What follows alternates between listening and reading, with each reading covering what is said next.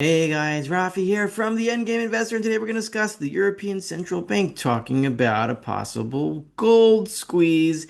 You know that thing that gold bugs always talk about that never ever happens, but eventually it will, and it'll be the end of the monetary system. Well, yeah, the ECB is talking about it. I'm going to theatrically perform and chant what I wrote on the Endgame Investor at Substack. Link in the description below if you want the whole piece. But besides that, first of all, we're going to talk about platinum. Is there a breakout? I don't know, but this triangle is long in the making and it's got to break out at some point. I don't think it's going to be now.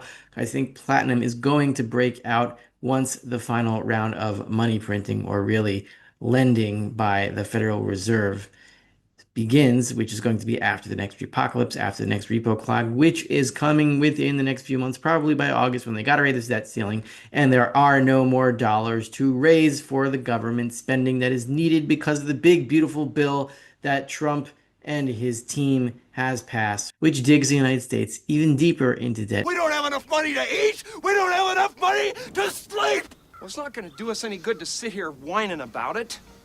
We're in a hole. We're just going to have to dig ourselves out.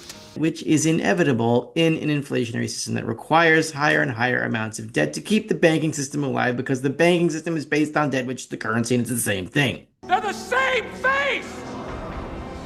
Doesn't anyone notice this? I feel like I'm taking crazy pills! You've done nothing! Nothing! Also, Japan. We'll talk about that too, because 30-year and 40-year bonds are at record high levels of yield. All right, so I saw a tweet this morning by Craig Hemke, TF Metals Report, and he showed a chart of platinum. It was a little bit different from this one. It was basically the same chart, and he says he doesn't understand why everyone's so excited about platinum. Excuse me, I just hicked up, or is it hiccuped? I think hicked up is better. I think they should change it if that's the wrong way to say it. Anyway, platinum breakout. I don't know here. We have a triangle going back to 2020, it looks like over here. I don't know what the dates are cut off in the bottom there, but you'll see a longer term triangle in the next chart. We could have a breakout here technically. You have a little candle up here at the 1050, 1056 mark, whatever it is. But no, I don't think there's going to be a platinum breakout. I think that's going to happen on the next credit expansion after the next bust in the repo market, which is going to cause a bust everywhere else. The Fed doesn't immediately start printing, and they will. And once it does, it's going to be the platinum group metals that break out the fastest, because that's exactly what happened in 2020 when you had record prices for things like rhodium and iridium, and those are like platinum group metals. The platinum will follow, which is going to take quite a bit more money printing for it to go. But you see here, platinum is really not rallying at all in silver terms. We have here a low in the platinum to silver ratio of 27.31. The all-time record low was from January 21st, 1980, when, of course, silver hit $50 and platinum was something like 950 at that point. So I think it brings it to about a 19 platinum silver ratio. We're nowhere near there, but are we going to get below 27.31? If you have extra silver, more than you can stuff in a safe or more than you're comfortable with, and you want to free up some space, it's always a good option at these prices, I think. I'm not recommending anything to exchange some silver for a little bit of platinum, though I wouldn't go too heavy on this stuff, platinum, because it's very dangerous and it's only a quasi-pseudo sort of monetary metal. In an emergency, it would be more monetary, but certainly not as much as gold and silver are. But those who have platinum but have no gold and silver will be able to use it sort of as a money to exchange for real money, gold and silver. Do what you want. If you want some platinum, it's a good time to get it if you have extra silver. Now to Japan. This chart is the Japanese 40-year bond yield. It is at an all-time high. Not to mention, actually to mention, because I'm going to mention it, this green candle over here, or is it gray? I don't know exactly what color it is, but it's a candle that's going higher in the yields, meaning these bonds are cheapening faster and faster. This is the biggest gold candle, monthly gold candle, sorry, not gold candle, monthly Japanese 40-year bond candle ever. So this month, Japanese 40-year bonds have risen higher than they have in any previous month since the inception of the Japanese 40-year bond. Now to move to the Japanese 30-year bond, its bigger, older, fatter cousin. We've also arrested your older, balder, fatter son. We also have what looks to be the biggest monthly candle ever up in bond yields in the 30-year bond. Maybe I haven't exactly measured with my millimeter stick this candle over here, but if it's not exactly as big from going back to about, I think this is 1998, this is the Asian financial crisis or something like that. It's going to be among the biggest candles in the Japanese 30-year bond. That means long-term yields in Japan are heading up fast. This is the unraveling of the bond market. It's going to take a little bit more time. We got to get down to the 10-year yield and move that to all-time highs, and that's going to take some time. We got to pass. This is the 10-year yield in Japanese government bonds. We have not quite hit the long-term resistance at about 2%, which we hit in 2000 and again during the 2008 Great Financial Crisis. We have a little bit to go. We're at 1.52. We got to get past 2, and then we are in no man's land in terms of technicals here, or support or resistance or whatever this is called. Once the 10-year starts to rise, the 10-year yield starts to rise, 10-year bond prices start to fall, that's when the Bank of Japan is really going to start to fall apart because it owns about 60% of the 10-year bond market in Japanese government bonds. And when its balance sheet starts to be shredded like that, the yen is going to fall apart, and with that, the rest of the currency system, because the yen is a big fulcrum point in the dollar-based fiat financial system. But anyway, let's talk about the ECB for a second, and I will theatrically read what I wrote on the Endgame Investor about the ECB calling for a possible short squeeze in gold, which would translate to the end of the monetary system as we have known it since 1971 or 1933. Take your pick, depending on your definition. This is the article that is making the rounds. Thanks to Greg Hemke. That's how I found it. He's really good on Twitter. I recommend you follow him.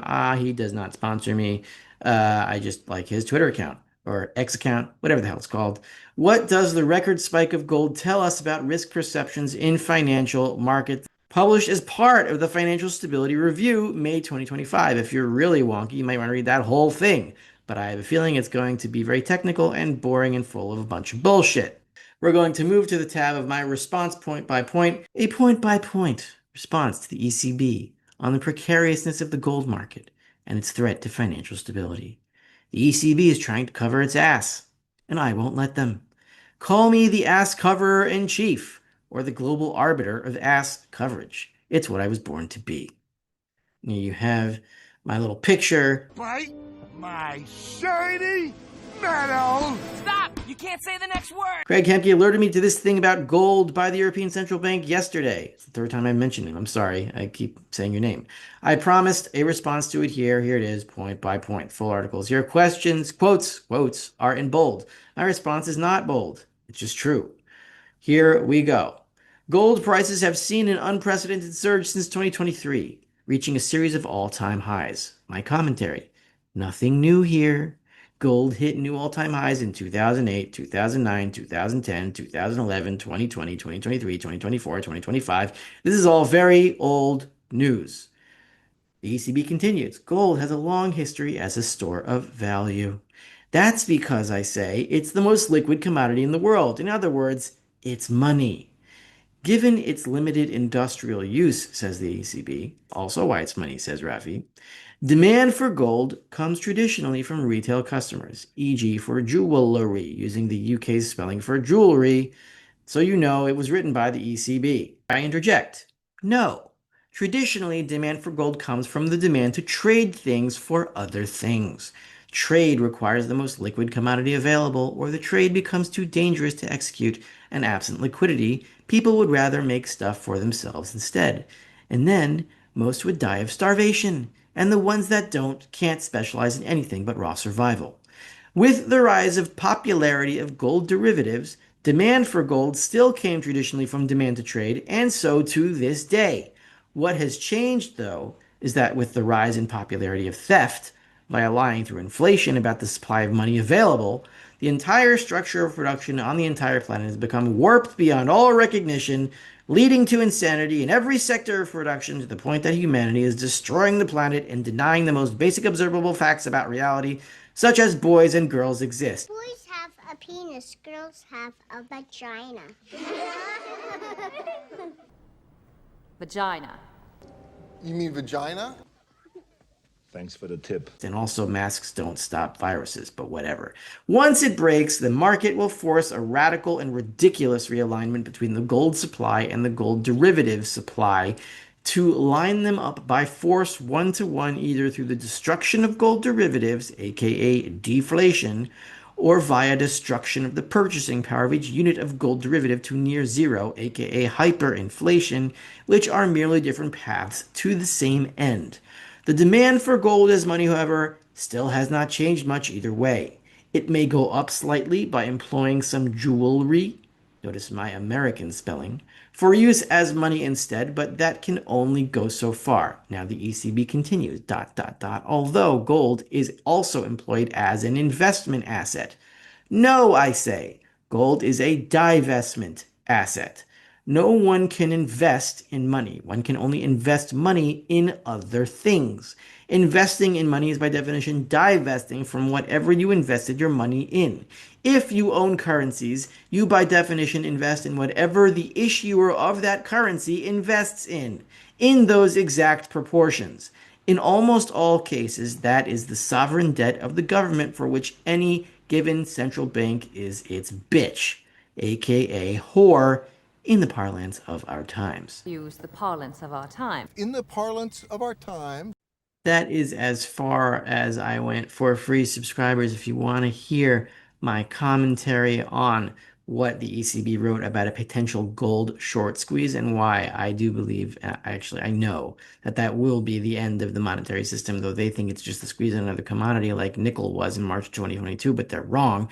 Why do I think they're wrong? Well, become a paid subscriber to the Endgame Investor and you'll find out.